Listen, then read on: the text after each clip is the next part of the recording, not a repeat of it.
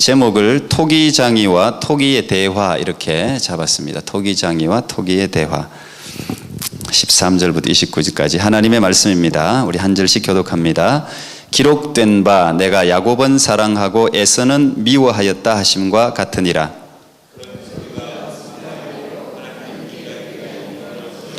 모세에게 이르시되 내가 긍휼히 여길 자를 긍휼히 여기고 불쌍히 여길 자를 불쌍히 여기리라 하셨으니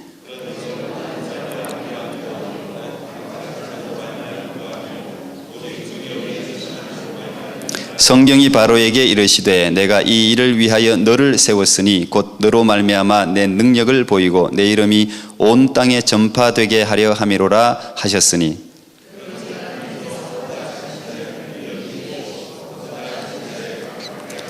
혹 내가 내게 말하기를 그러면 하나님이 어찌하여 허물하시느뇨 누가 그 뜻을 대적하느뇨 하리니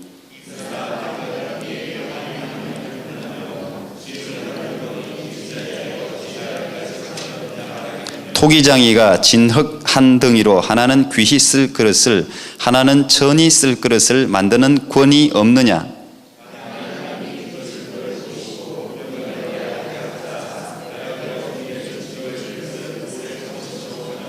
또한 영광 받기로 예비하신 바 긍휼의 그릇에 대하여 그 영광의 부요함을 알게 하고자 하셨을지라도 무슨 말 하리요.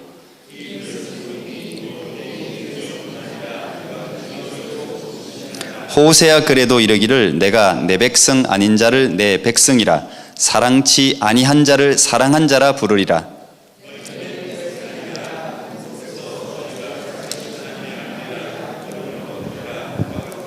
또 이사야가 이스라엘에 관하여 외치되 이스라엘 뭇 자손의 수가 비록 바다에 모래 같을지라도 남은 자만 구원을 얻으리니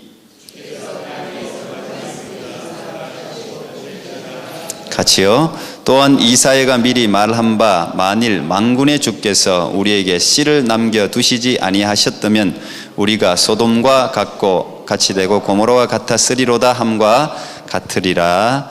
아멘. 예, 토기장이와 토기의 대화 이런 제목인데요. 우리 옆에 사람하고 한번 그래도 인사하겠습니다. 당신은 하나님의 최고의 걸작품입니다. 이렇게 하면 인사하겠습니다. 당신은 하나님의 최고의 걸작품입니다. 예, 걸작품인데 이렇게 생겨서 뭐 이런 생각은 가지지 마시고 다들 유니크한 하나님의 걸작품인 줄 믿습니다. 오늘 이 9장 본문을 좀 제가 길게 했는데요. 우리가 1장에서부터 9장까지 지금 바울이 로마에 보내는 서신을 통해서 바울이 지금 무엇을 강조하느냐에 대해서는 아마 계속 지금 오늘 31번째 여러분과 함께 말씀을 나누고 있기 때문에 좀 마음에 남아 있으리라고 생각합니다. 성경은 문맥과 문자도 굉장히 중요한데 성경을 통해서 성령의 감동을 받은 하나님의 사람이 전하는 그 강조점을 잘 찾아내야 돼요. 문맥, 문자를 그대로 이렇게 보면 잘못하면 오리에 빠질 수 있습니다. 그래서 무엇을 강조하고 있느냐, 여기서 하나님이 성령의 감동을 지금 입고 있는 사람을 통해서 무엇을 전하려고 하느냐를 찾아낼 수 있어야 돼요. 오늘 말씀을 좀 토기장이로 넘어가기 전에 대략 조금 말씀을 좀 요약해서 여러분과 함께 전하겠습니다. 8장까지는 제가 1장부터 시작해서 교리적인 면을 계속 강조하면서 완성시켰습니다. 아무도 그리스도의 사랑에서 우리를 끊을 수 없다. 그래서 영화론까지 글로리피케이션까지 되는 과정을 쭉 다 설명했습니다. 그리고 난 뒤에 이제 9장 지난주 제가 말씀을 드렸는데 내 마음속에 그치지 않는 고통이 있다. 그 고통이 뭐냐? 그게 자기의 동족 이스라엘 민족에 대한 근심이었어요. 지금 이방의 사도로 부름받아서 유럽에도 가고 소아시아 지역에도 가고 민족과 혈통과 모양새가 다른 사람에게 이 놀라운 복음을 전하고 복음을 전하는 현장마다 생명이 살아나는 구원받는 놀라운 일들이 일어나는데 정작 구원받아야 할 자기의 동족 이스라엘 백성들이 구원받지 못하는 것에 대해서 내 자신이 저주를 받아 지옥에 떨어질지라도 내 동족이 구원을 얻는다면 나는 그것을 선택하겠다고 말할 정도의 아픔이 자격이 있다는 사실을 말을 하고 있어요. 어떻게 보면 변정이라고도 볼 수 있죠. 왜냐하면 이스라엘 사람들은 바울을 매국노로 지금 오해하고 착각하고 있는 것에 대한 어떤 대답이라고 볼 수도 있고 실제로 진실한 자기의 마음을 지금 내어 보이고 있는 거죠. 그러면서 이방인들, 지금 로마에 있는, 물론 유대인들도 있고 이방인들도 있겠지만 이 편지를 받는 대상들이 유대인들과 이방인들을 비교합니다. 지난주 비교했었죠. 3절, 4절, 5절. 유대인들은 이스라엘 사람이고 율법도 가지고 있고 영광도 있고 언약도 있고 조상들도 다 유대인이고 예수님도 유대인이다. 그렇다면 이 유대인들이야말로 하나님께서 선택한 백성이고 반드시 구원받아야 될 백성들이 아닌가? 외부적인 자격으로 보면 그렇다는 거예요. 그렇잖아요. 그런데 이 유대인들 모두가 다 구원받았으면 좋겠는데 이 유대인들이 왜 이 복음을 받아들이지 않는가에 대한 설명입니다. 지금 6절부터 쭉 설명입니다. 그러면서 아브라함, 유대인들이 최고의 믿음의 조상이라고 여기는 그 아브라함을 이야기하면서 아브라함의 씨가 다 하나님의 구원의 반열에 올랐을 수 있는 자녀들이 아니라고 이야기해요. 아브라함의 혈통이라고 해서 다 구원받을 수 없다. 아마 하갈을 통한 이스마엘을 생각하면서 하는 이야기겠죠. 혈통을 따라 구원받는 게 아니다. 약속의 자녀라야 구원받는다. 그러면서 이삭을 지금 이야기하면서 이삭을 통해서 태어난 쌍둥이 야곱과 에서 이야기를 해요. 근데 그 둘 중에서 이스라엘의 조상이 된 건 야곱 아닙니까? 그러면 야곱은 어떤 조건으로 이스라엘의 조상이 될 수 있었느냐? 오늘 제가 그래서 13절부터 읽었습니다. 기록된 바 야곱은 사랑하고 에서는 미워하였다. 야곱은 사랑하고 에서는 미워하였다.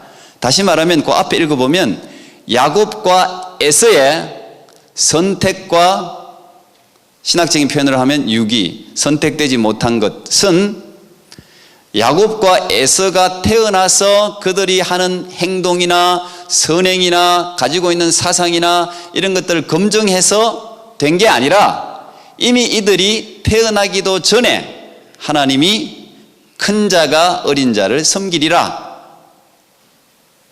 다시 말하면 지금 바울이 이야기하고 싶은 건 뭐예요? 야곱과 에서를 통해서 에서가 지금 이스라엘 민족의 조상이 되고 약속의 자녀가 된 것은 그의 외부적인 조건에 있는 게 아니라는 사실을 지금 이야기하고 싶은 거죠. 그게 강조점이 있는 거예요. 그러면서 지금 유대인들, 내가 정말 그렇게 내가 죽어서라도 구원하고 싶은 그 내 사랑하는 가족, 그냥 가족이라 그러면 조금 더 마음에 와닿겠죠. 가족들이 구원에서 멀어지고 예수 그리스도라는 이 복음을 받아들이지 못하는 이유는 그게 저 뒤에 마지막에 결론적으로 이야기하고 있는 거죠. 32절 어찌 그러하뇨? 이는 저희가 믿음에 의지하지 않고 행위에 의지함이라 부딪힐 돌에 부딪혔느니라. 그들은 육신적인 혈통만 자랑하고 있단 말이에요. 우리의 조상이 아브라함이고 우리는 율법을 가지고 있고 이게 구원의 조건으로 자랑한단 말이에요. 그러니까 그것 때문에 계속 부딪힌단 말이에요. 역설적으로 이야기하면 로마에 살고 있는 이 믿음의 의를 받아들인 로마의 성도들, 너희들이야말로 조건으로, 외부적인 조건으로, 표면적인 조건으로 보면 정말 하나님의 구원에서 저 멀리 있는 사람인데 이 예수 그리스도의 은혜로 말미암아, 믿음으로 말미암아 이 의를 받아들였기 때문에 너희들은 구원을 받는 것이다. 지금 전체적으로는 그 이야기를 지금 하고 싶은 거죠.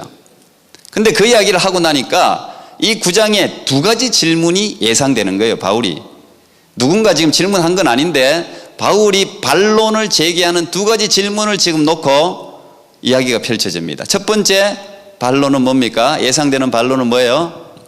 아니 그러면 야곱과 에서가 태어나기도 전에 하나님이 야곱은 사랑하고 에서는 미워했다. 물론 이 미워했다는 것은 여러분이 생각하는 것처럼 감정적인 언어가 아니에요. 그런 단어가 아니라 선택과 반대되는 개념이라고 생각하면 돼요. 선택되지 못했다는 뜻이에요. 그러면 하나님 야곱하고 에서하고 태어나기도 전에 하나님이 야곱은 구원하기로 결정하고 에서는 구원하지 않기로 결정했다면 그거 불공평한 거 아닙니까? 이런 질문이 있을 수 있죠. 여러분도 아마 그런 질문이 있을 거예요. 그게 14절 질문입니다. 그런즉 우리가 무슨 말하려 하나님께 불의가 있느냐? 자, 그 다음 두 번째, 선택의 표본으로 지금 야곱을 이야기하고 그 다음에 버려진 선택되지 못한 사람의 표본으로 바로를 이야기해. 뒤에 애굽의 왕이었던 바로의 마음을 하나님이 강팍하게 했단 말이에요. 여기 보니까 그죠? 18절에 보면 하나님께서 하고자 하시는 자는 긍휼히 여기시고 하고자 하시는 자를 강팍하게 했단 말이에요. 바울의 마음을 강팍하게 해서 하나님을 받아들이지 못하게 했단 말이죠. 그래서 그는 멸망에, 오늘 저 22절의 표현대로 하면 진노의 그릇이 된 거예요. 진노의 그릇의 표본이 된 거예요. 그러면 또 이제 질문이 하나가 생기는 거죠. 아니 도대체 그 하나님께서 바울의 마음을 강팍하게 했다면 하나님이 강팍하게 해놓고 바울을 심판할 자격이 있느냐? 질문이 제기될 수 있죠. 그게 19절, 혹 네가 내게 말하기를 그러면 하나님이 어찌하여 허물하시느냐? 하나님이 그러면 본인이 강팍하게 했으면 그거는 바로 잘못이 아닌데 하나님이 왜 바로에게 심판하느냐? 이런 질문에 대해서 대답한 게, 비유를 든 게 토기장의 비유예요. 이 두 번째 질문에 대해서 조금 이제 전체 맥락은 여러분이 잡았으리라고 생각합니다.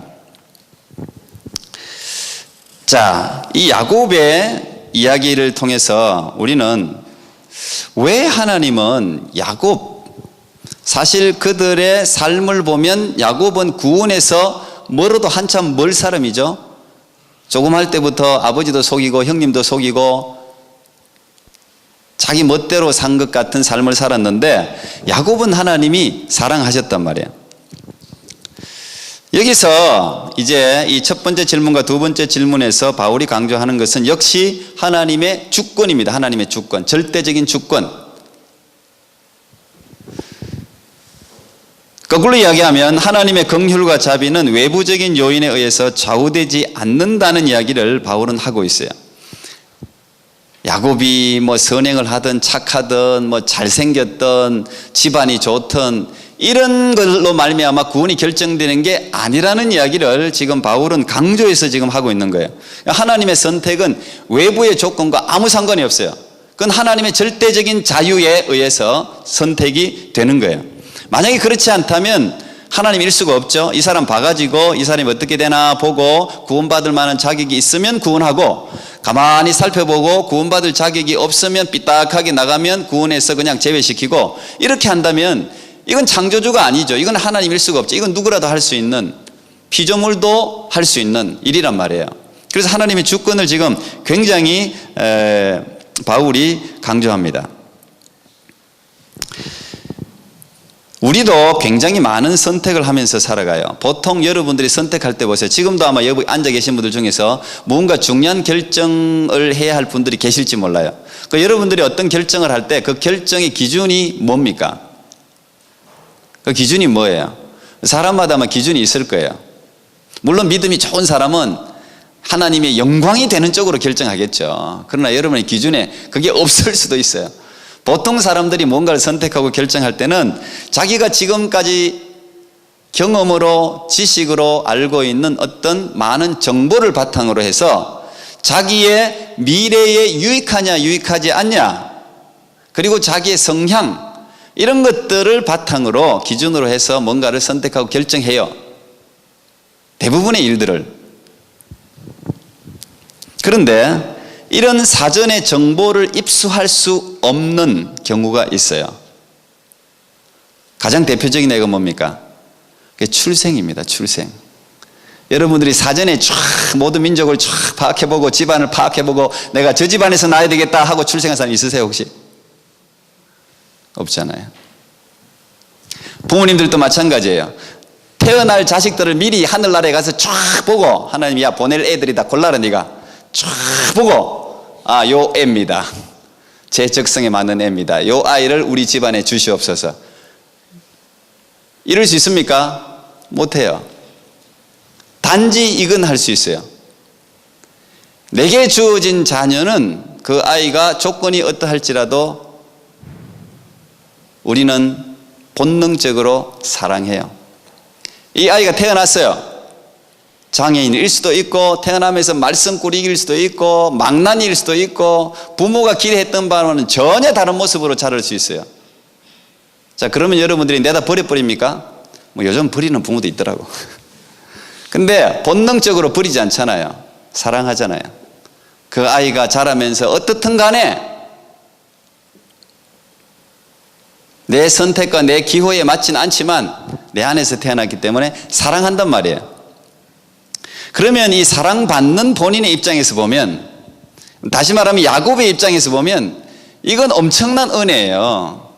자기는 자기의 생활이나 모습 이런 것들을 통해서 만약에 하나님이 결정한다 그랬으면 벌써 멀어졌어요. 근데 하나님이 이미 출생 전부터 우리가 믿는 바로는 태초 전부터 네가 태어나기도 전에 에레미야에게 하신 말씀처럼 나는 너를 사랑하기로 결정했단 말이죠.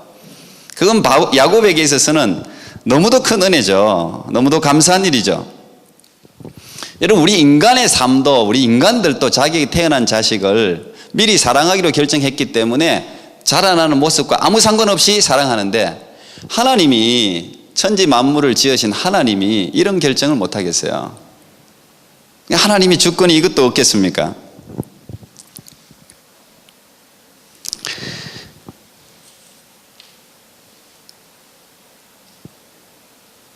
가령 감옥에 사형수가 2명 있어요.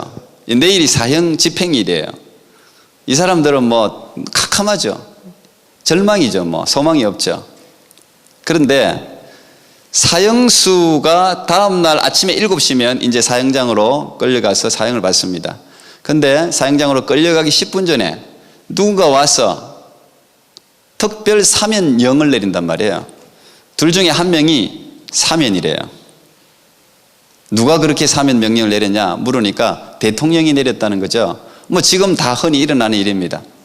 둘 중에 한 명은 10분 전에 생사의 기로에서 살았어요.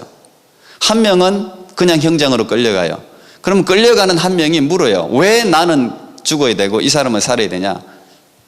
그걸 전해준 메신저는 몰라요. 몰라. 나는 그냥 명령만 전할 뿐이지. 그 대통령 마음이지 뭐.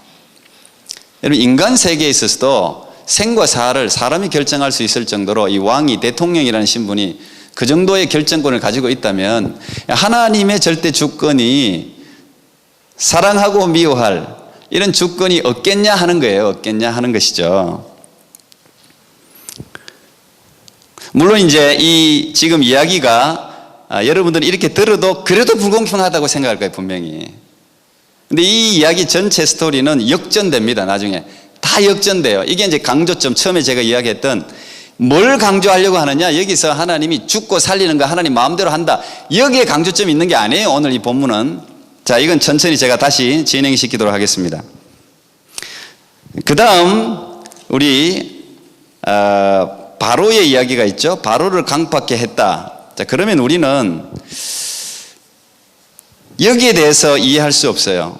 왜 하나님이 바로의 마음을 강팍해 해놓고 또 바로를 심판하냔 말이에요. 그건 하나님이 다 한 거지 바로가 한 게 아니지 않냐고 우리가 문제를 제기할 수 있습니다.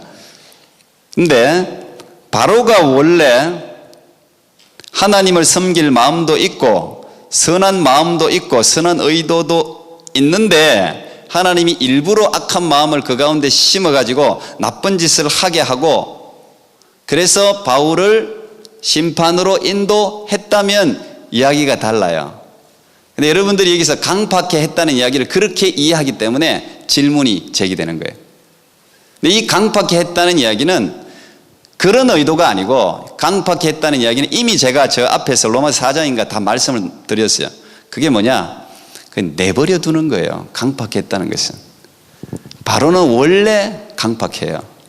원래 악한 본성을 가지고 있어요. 죄악의 본성. 그건 바로뿐 아니라 우리도 다 마찬가지예요. 우리도 인간은 본질상 진노의 자녀예요. 우리는 내버려 두면, 여러분 밭을 보세요. 전 시골에서 자라가고 그건 늘 이상하게 생각했는데, 공터를 버려두잖아요. 땅을. 희한하게 잡초가 자라요. 참 이상하죠. 아무것도 뿌린 거 없는데 희한하게 잡초가 자라요. 공터는 가만히 놔두면, 집도 마찬가지예요. 방을 가만히 놔둬보세요. 엉망이 돼요. 희한해요. 우리 인간도 마찬가지예요. 하나님의 전적인 간섭이 없으면 인간은 반드시 악한 본성을 가지고 있어요. 바로도 원래 가지고 있는 마음을 하나님이 선한 마음을 불러일으키지 않았다는 것이고 그대로 내버려 뒀다는 이야기예요. 이 강팍했다는 이야기가 고의적으로 죄를 짓도록 조성한 게 아니라는 말이죠. 바로의 죄는 스스로 완악함과 본성으로 말미암아 필연적으로 스스로가 만들어낸 죄악이에요. 그래서 바로는 22절에 보니까 멸하기로 준비된 진노의 그릇이라, 그렇게 말할 수 있죠. 자, 우리는 바로는 멸망하기로 이미 준비가 된 그릇이다, 그 자체에 화가 나는 거예요. 바로가 자기일 수도 있거든요. 아니, 나는 그러면 뭐 하나님이 멸망시키기로 한 그릇인가? 거기에 대해서 화가 나잖아요. 그래서 하나님을 불의하다고, 그죠? 근데 표면적으로 보면 그럴 수 있어요. 만약에 이 바로는 멸망의 도구이기 때문에, 아니면 어떤 사람은 멸망하기로 준비된 그릇이기 때문에 하나님이 내버려 뒀다면 하나님께 그런 불의를 제기하는 사람의 어떤 반론이 정당성을 얻을 수도 있을지 몰라요. 물론 그 자체도 뭐 하나님이 그렇게 하겠다면 그렇게 하는 거지만, 그런데 하나님은 바로에게 구원의 기회를 주십니다. 수많은 멸망의 그릇, 준비된 그릇이라 할지라도 반드시 구원의 기회를 준다는 거예요. 오늘 이 22절의 멸망의 그릇이라는 이야기는 수없이 많은 기회를 줬음에도 불구하고 끝내 하나님의 긍휼을 스스로 거부한 최종적인 상태를 이 멸망의 진노의 그릇이라고 표현하고 있는 거예요. 그래서 우리는 22절 뒷부분을 끝까지 봐야 돼. 뒷부분을 보면 어떻게 준비되어 있습니까? 이 보면 멸하기로 준비된 진노의 그릇, 그 다음 뭐예요? 그릇을 오래 참으심으로 관용하시고, 이렇게 되어 있어요. 멸하기로 준비된 그릇이면 그냥 끝내면 되는데 하나님이 오래 참으신단 말이에요. 관용하신단 말이에요. 너그럽게 본단 말이죠. 그 말은 무슨 말입니까? 그 사람에게도 기회를 줄 수 있을 만큼 준다는 이야기예요. 그래서 우리는 이 본문을 읽을 때 하나님이 주권을 가지고 누구를 멸망시키고 그냥 심판하겠다는 것에 초점을 맞추면 안 돼요. 강조점이 거기에 있지 않다는 거죠.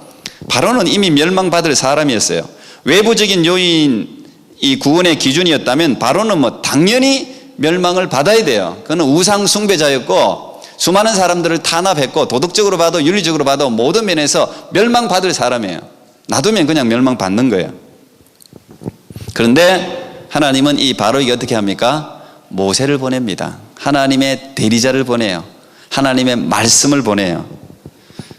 바로는 모세를 통해서 하나님을 소개받아요. 그리고 자기가 한 번도 보지 못했던, 또 바로라는 것은 그 당시 세계 최강대국의 왕인데 자기의 권력이라든지 힘이라는 건 대단한데 하고 싶은 대로 다 하는데 자기가 어떻게 할 수 없는 10가지 재앙을 경험합니다. 그래서 이건 사람의 힘이 아니라 하나님의 힘이라는 사실을 애굽의 술객들도 바로에게 이야기하고 바로도 그걸 받아들여요. 그럼 무슨 말입니까? 하나님 한 가지도 아니고 10가지 재앙을 내렸어요. 자, 한 가지만에 끝낼 수 있습니까? 없습니까? 하나님은 끝낼 수 있죠. 한 가지 재앙으로 그냥 다 사람들을 제압하고 하나님 뜻을 이룰 수 있어요. 그런데 하나님은 10가지나 재앙을 내렸단 말이에요. 그건 뭡니까? 10번이나 기회를 줬다는 말이에요. 10번이나. 이 중대한 기회를 바로는 스스로가 그걸 하나님이 하신 일이라고 깨달았지만 하나님을 받아들이지 않고 하나님께 나가지 않았다는 이야기예요. 그래서 하나님은 멸망의 진노의 그릇을 오래 참으심으로 관용하셨다, 이런 표현을 쓰고 있는 거예요. 그런데 이 애굽에서의 10가지 재앙으로 말미암아 바로는 하나님을 받아들이지 않았지만 애굽의 많은 백성들은 하나님을 받아들였습니다. 그걸 우리는 출애굽기를 통해서 알 수 있죠. 이스라엘 백성들이 출애굽할 때 애굽 족속들과 잡족들, 그랬습니다. 애굽 사람들을 섬기던 종들이 함께 출애굽 행렬에 동참했습니다. 그 사람들 어떤 사람들입니까? 10가지 재앙을 통해서 자기들이 알지 못했던 신, 그 하나님에 대한 실존을 받아들인 사람들. 그 사람들은 구원의 행렬에 참여했단 말이에요. 물론 광야에서 다 죽었지만 참여했단 말이에요. 하나님이 애굽의 모든 백성들에게 이 재앙을 통해서 기회를 주셨다는 것이죠. 그래서 인간에게 내려진 최고의 심판이 있다면 내버려 두는 거예요. 여러분들도 마찬가지, 저도 마찬가지. 하나님이 여러분 한 사람 한 사람을 간섭하지 않고 그냥 내버려 두면 여러분은 저절로 다 멸망으로 가요. 지옥으로 가요.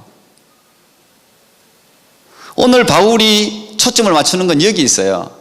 멸망으로 갈 인생들에게 하나님이 호세아를 여기 25절에 호세아 글을 소개하잖아요. 내 백성 아닌 자는 내 백성이다. 사랑하지 못하는 자를 사랑한다. 불러들였단 말이에요. 오히려. 자, 이 지금 바울이 이런 설명을 하고 있는데 이걸 이해하지 못해서 생긴 질문이 19절 질문이에요. 19절 질문. 왜 하나님은 바울을 그렇게 강팍해 놓고 또 심판하냐? 이 질문. 거기다 대놓고 바울이 딱 토기장이 비유를 대면서 바로 그 대답 살짝, 길게도 아니에요. 살짝 대답하고 넘어가요. 물론 이 토기장이 비유는 예레미야 선지자를 통해서 이미 계시했던 말씀이고 이사야 선지자에게도 이미 했던 말씀이에요. 오늘 그 예레미야를 그대로 가지고 오는 거예요, 지금.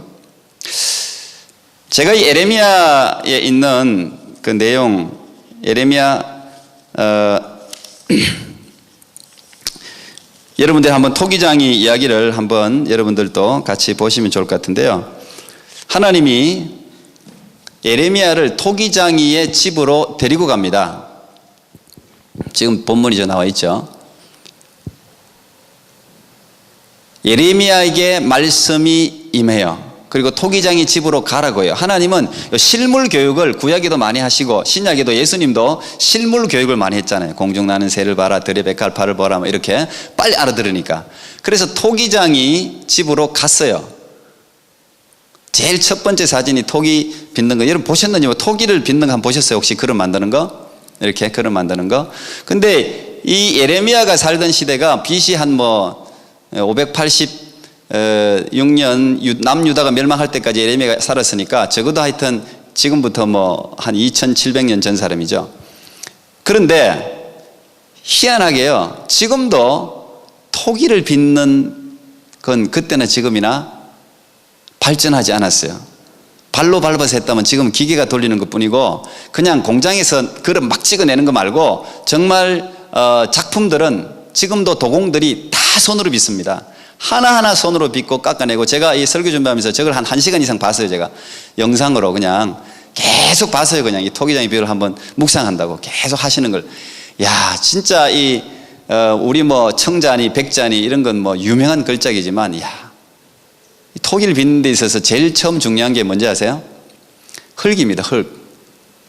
일본에 토기 백자를 만들어서 흙이 없다 그러잖아요. 그래서 한국의 고령토 그것만 만들 수 있는데 그걸 수입해 간다 그러잖아요.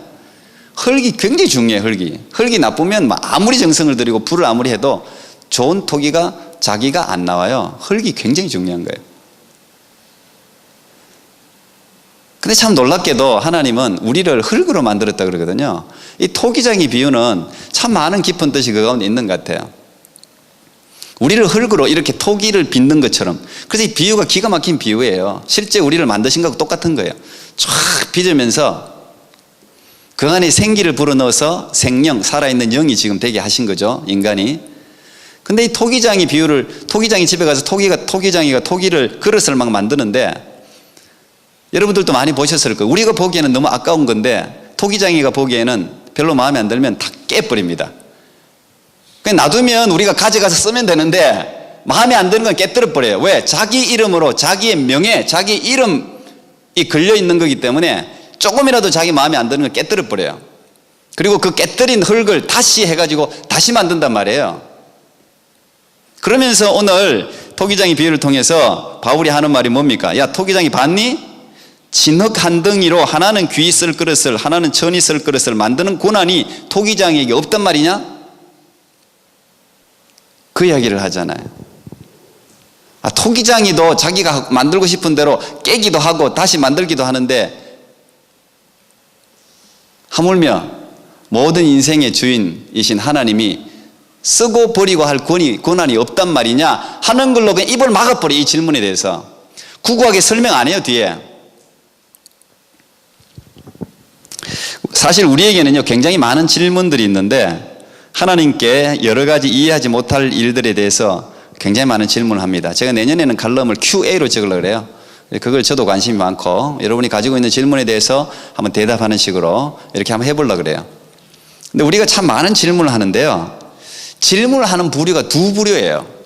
한 부류는 신앙을 가진 부류예요. 예를 들면 성경에 욥 같은 사람, 하박국 같은 사람, 에레미야 같은 사람, 예수님도 심지어 질문했어요. 주여 왜 나를 버리십니까? 질문했단 말이에요. 그건 불신앙에서 질문한 게 아니에요. 그건 하나님에 대한 지식이 있지만 내가 알고 있는 지식을 넘어가는 불가사의한 이해하지 못할 일들에 대해서 하나님 도대체 이게 왜 이렇게 하십니까? 라고 하나님의 마음을 알고 싶은 뜻에서 질문하는 거예요. 그건 하나님은 그런 질문에 한 번도 외면하지 않아요. 그건 불신이 아니에요. 그건 의심일 수 있을지 모르지만 그건 하나님 싫어하는 질문이 아니에요. 그런 사람, 신앙을 가진 사람, 여러분들의 질문이 그런 질문이에요. 그런 질문은 많이 던져도 괜찮아요.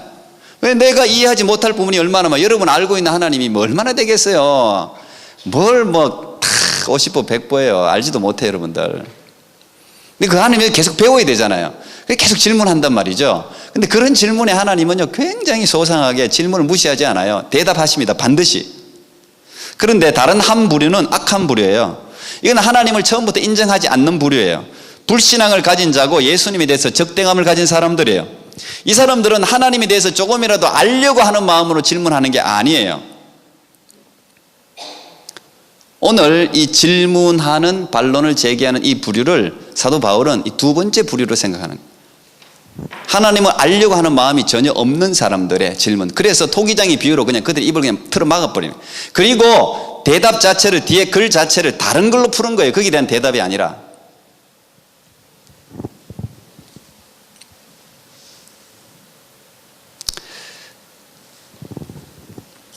제가 지금 금요일 날 한국 교회 역사 이야기하고 있는데요. 거기 지난주에 이제 제가 소개를 못한 다음 주에 제가 소개를 다음번에 하려고 그러는데 그 여러분들 잘 아는 정약용의 조카 또 그 형님인가요? 그 정약종의 아들 정하상이라는 사람이 상제상서라는 제가 전부 내용을 다 다운받아 가지고 쭉 한번 복사를 해보니까 A4 용지 한 8장 정도 되더라고요. 굉장히 긴 거예요. 제가 한번 소개를 하려고 했는데 뭐 어떻게 그 긴 걸 다 읽을 수 있겠어요? 근데 어떻게 보면 우리나라 최초의 천주교에 대한 아주 상식적이고 건전한 변정이라고 볼 수 있어요. 그러니까 그 당시 이 정하상 이분도 그 박해 때 순교를 당합니다. 죽죠. 그러니까 자기 아버지도 죽었죠. 자기 형님도 죽었죠. 이 집안이 막 다 죽었어요. 전부 예수님 그 천주교 때문에 예수님 믿는다는 것 때문에. 그래서 이 정하상이 너무도 우리 아버지도 죽고 형님도 죽고 이제 자기도 지금 이제 곧 죽는데 이 예수 믿는 사람을 가장 박해하는 그 당시 우의정에게 편지를 적은 거예요. 너희들은 어떻게 이 도리를 제대로 알아보지도 않고 무조건 이렇게 사람을 죽이냐. 그러면서 이 도리에 대해서 쭉 오늘날 그냥 읽어보면 제가 읽어보면 꼭 제가 적는 것 같이 변정하는 그런 내용이에요. 굉장히 그 당시에 어떤 그 신앙도 알 수 있고 참 좋은 샘플이 되더라고요. 그 중에 아주 짧게 이런 부분이 있어요. 오늘 이 본문하고 제가 비슷해서 그냥 발췌해 봤는데 그 중간쯤에 대개 나라에는 반드시 상과 벌이 있는 법인데 공을 세운 자는 승격시켜 벼슬을 주고 상금을 내리며 죄를 지은 자는 내모라 감옥에 가도 형벌을 내리지요. 나라의 임금도 상벌의 권한을 갖고 있거늘 하물며 천지의 대군께서는 어떠하겠습니까? 그 상이란 이 세상의 벼슬이나 상금과는 비교도 할 수 없는 영원 무궁한 복락이요 그 벌이란 세상의 감옥이나 형벌과는 비교도 할 수 없는 영원 무진한 고통입니다. 이렇게 이제 그 중간쯤에 내용이 있는데 마찬가지죠. 하나님의 주권을 지금 이야기하고 있는 임금님도 상 주고 벌 주고 죽이고 살리고 하는데 왜 하나님이 그런 천지 대군께서 그런 권한이 없단 말입니까? 지금 이제 이야기를 하고 있는 거예요. 자, 오늘 이제 결론을 내겠습니다. 토기장이와 토기의 대화라고 제가 제목을 잡았어요. 저는 이 자체가 큰 은혜가 있다고 생각합니다. 토기장이하고 토기하고 대화가 됩니까? 대화가 됩니까? 토기장이가 토기한테 자기가 하는 거 일일이 설명할 필요가 있어요? 없죠. 그런데 토기들이 자꾸 쫑알쫑알 이야기한단 말이에요. 여러분들이 진흙이잖아요. 다 흙인데 토기장이한테 얼마나 대드는지 여러분 엄청나게 대들어요. 보면 뭐 이랬니 저러니 왜 나를 요 모양 요 꼴로 만들었니 뭐 날 조금 더 좋게 잘 만들지 예쁘게 왜 실수했니 많이 뭐 이런 이야기를 엄청나게 한단 말이에요. 그러면 토기장이 그냥 묵살시켜 버리면 돼. 에이 뿌리고 깨뜨리 뿌리고 새로 하면 되지. 그런데 그렇게 안 해요. 토기장이가요 대화를 해요. 주님은 토기장인데 대화를 해요. 대화한다는 이 자체가 저는요 굉장히 은혜가 되는 거예요. 설명을 해줘요.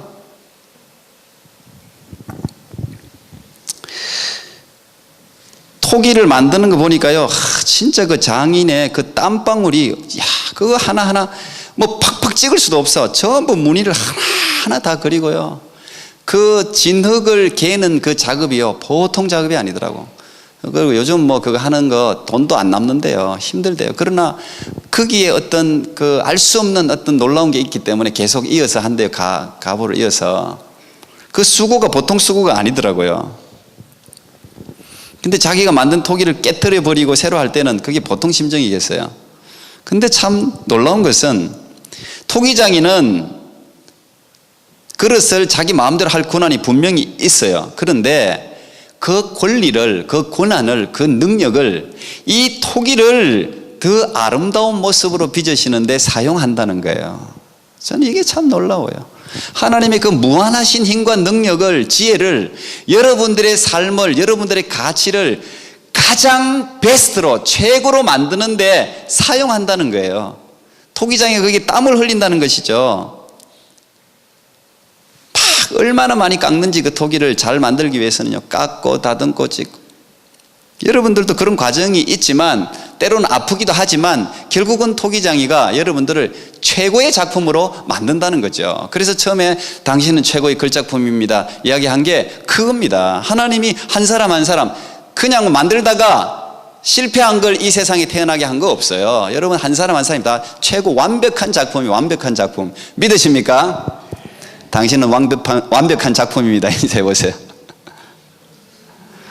믿으세요. 나는 왜 이러나 그러시기 말고 믿으세요. 하나님이 가장 걸작품을 만드신 거라니까요. 그런즉 누구든지 그리스도 안에 있으면 새로운 피조물이라 이전 것은 지나갔으니 보라 새 것이 되었도다 그러잖아요. 그리고 제가 그 장인이 영상에서 이야기를 하는데 그 말이 쏙 들어왔습니다. 제게 무슨 말이냐, 토기를 여러 개 만들어요. 그리고 불에 넣잖아요. 그런데 똑같은 토기를 두 번 못 만든대요. 똑같은 걸 두 번 못 만든대요. 그럼 불도 다르고 이거 그런 것에 따라서 영향을 다 받아가지고 토기들이 똑같이 안 논대요. 도자기들이 자기도 그렇게 똑같이 만들 수도 없고. 똑같은 사람이 어디 있어요 여기? 한 사람 한 사람이 진짜 하나님이 만드신 걸작품이고, 오늘 이 본문을 통해서 하나님께서 말씀하고자 하시는 것은 우리는 모두 버림받은 인생이고 또 하나님의 진노를 받을 그릇이지만 하나님께서 우리를 사랑하셔서 하나님의 그 무한하신 권력으로, 권한으로, 능력으로 내 백성이 아닌 자를 내 백성으로, 사랑치 아니한 자를 사랑하는 자로 하나님의 아들로 우리를 선택하는, 그게 올바른 선택이라니. 그 선택과 사랑으로 우리를 불러주셨다. 너희들 이방인들이 그런 하나님의 은혜를 경험하고 있다. 이게 오늘 9장에서 바울이 이야기하려고 하는 강조점입니다. 너희가 나를 택한 것이 아니요 내가 너희를 택하여 세웠나니 이는 너희로 가서 과실을 맺게 하고 또 너희 과실이 항상 있게 하여 내 이름으로 아버지께 무엇을 구하든지 다 받게 하려 함이니라. 여러분의 삶을 가장 아름답게 인도하시는 주님을 신뢰하고 주님을 기쁘시게 해드리는 그런 귀한 삶이 되기를 축복합니다. 기도하겠습니다. 감사합니다. 하나님, 우리의 토기장이 되신 주님 찬양합니다. 우리는 얼마나 많은 질문을 하는지 모릅니다. 무수히 많은 삶의 불평들 또 어려움들을 호소합니다.